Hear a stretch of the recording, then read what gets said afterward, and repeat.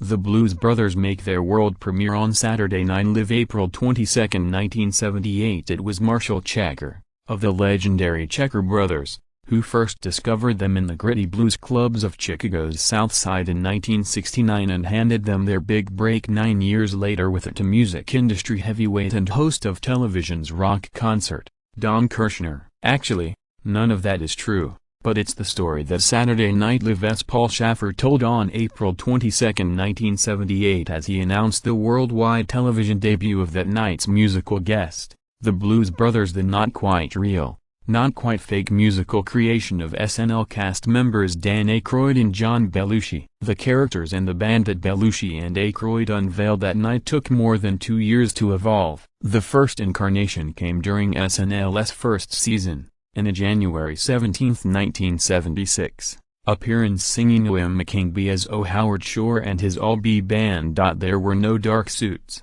skinny ties or Ray-Bans at that point, but the appearance did feature Aykroyd on the harmonica and Belushi on vocals belting out a blues classic very much in the style of the future Elwood and O'Jolie at Jake Blues, albeit while wearing bee costumes. The Blues Brothers' look and much of their repertoire would come together after Belushi's trip to Eugene, Oregon, during the hiatus between SNL seasons 2 and 3 to film Animal House. It was there that Belushi, a committed rock and roll fan, met a 25-year-old bluesman named Curtis Salgado, future harmonica player for Robert Gray, frontman for Roomful of Blues and a major figure on the burgeoning Pacific Northwest blues scene of the 1970s. Belushi became a regular visitor to the Eugene Hotel to catch Salgado's act during the filming of Animal House, and it was from that act and from Salgado himself that he picked up a passion for the blues as well as the inspiration for the Blues Brothers' sound and look. Back in New York for the third season of SNL,